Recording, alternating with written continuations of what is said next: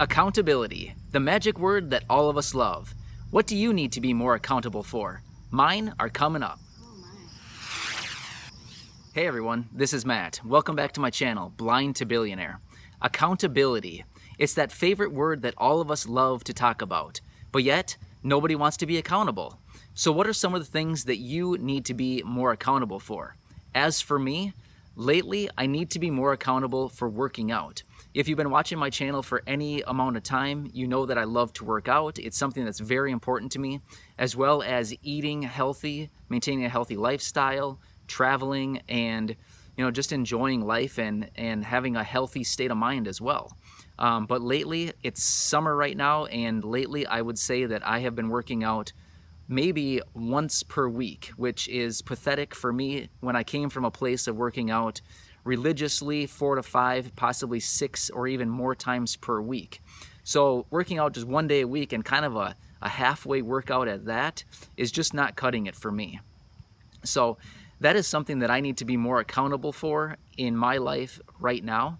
So Corey and I have actually been talking, and she actually presented an offer to me, and that is she has some fitness goals, which both of us know about, and she said if I reach my fitness goal, I'm going to ask that you go and pursue formal cane training. So I thought about it. I didn't agree to it right away, and actually I still haven't agreed to it, but I thought, you know what, that's actually a pretty good trade-off, because reaching fitness goals is kind of a lot of work. It takes commitment. It takes a lot of hard work over an extended period of time through exercise, diet, and just maintaining a consistent regimen. And it takes quite a while to reach those goals. It could take several weeks, or realistically probably more like several months. That's not like a shot against Corey, but that's just how it is for anybody. It takes a long time to reach physical and exercise or fitness goals. So when she presented that to me, I thought, you know what, that's really great, because even though I'm having a really hard time accepting the fact that I need to go through formal cane training so that I can gain more independence, it's actually probably a good trade-off, because if she's going to put in that much time and effort and commitment to achieve her fitness goals, I should probably put in a little bit of time as well for myself, so that I can achieve more independence and more, just more stability in my life, as far as a person who wants to get out of the house, and when I'm out in public, I can just do my own thing and not always have to rely on somebody else to guide me to wherever it is that I'm going, or constantly guide me every step that I take. So I need to be more accountable, not only for my working out, but I need to be more accountable for my life and my happiness, or my independence in my life. It's really easy as a person with RP and low vision, it's really easy to constantly blame my life and, oh, my life sucks and it's hard and I can't do anything and I don't have any friends, I can't drive, I can't get out of the house. Yeah, a lot of that is, a lot of it I can't help. But at the same time, a lot of it I can help. I can get out of the house, but I'm choosing to avoid cane training because it's easy, and it's easy to avoid it. And right now, it's difficult for me to accept the fact that I should go and get cane training. So I need to be more accountable for my life and the emotions that I feel sometimes, as far as, it's difficult having low vision. Yes, it is definitely very difficult, but there is somewhat of a solution. I've talked to a few different people who have gone through cane training or know a lot about it. And these people have said, so one person said to me, what would your life be like if you could go to the Mall of America, which is a huge mall here in Bloomington, Minnesota? He said, what would your life be like if you could go to the Mall of America by yourself, do some shopping all day, navigate the mall by yourself, and then at the end, when you're done shopping, get back on a bus and go home, or some kind of transportation? What would your life? And then he said, what would your life look like, or how would your life be if you could do that? And I thought about it, and I thought, that's just not realistic. Even though I thought that wasn't realistic, he reassured me that it was very realistic and I could do that. In fact, other people who are visually impaired or even blind do that all the time. they hop onto some kind of public transportation, or maybe something like Metro Mobility, and catch a ride to wherever it is that they're going, maybe a mall or something. They navigate their way through the mall and they do some shopping or do whatever they want.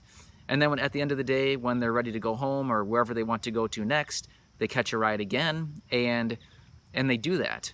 They're just totally self-sufficient and independent. And although it's really hard for me to think, oh, I could actually do that, the person who told me that was very confident in his approach when he said that I could do that if I just took formal cane training. And I thought, that'd be really cool. I don't know if I'd ever do that. And right now, when I don't even leave the house without somebody. So for me to go from a place of being afraid to walk to the mailbox to a place of thinking and visualizing myself walking through a mall by myself doing some shopping seems crazy. I mean, I used to do that when I was younger, but I also had a lot better vision back then, and I could do that. It wasn't a big deal for me to just go and do something on my own, because up until about 6 or 7 years ago, my vision was pretty good. I was mostly independent. I didn't really rely on anybody. I just did my own thing all the time. So that wasn't a big deal. I did it all the time. But now I get all stressed out, and I don't even do it, but I get stressed out just thinking about going to the mailbox. It gets to the point where I walk down the driveway, I stand on the curb, and then I count my steps. I know it's exactly 45 steps from the edge of the driveway to the mailbox. And when I get to about 40 steps, I put my hand out and I just keep walking until I run into the mailbox.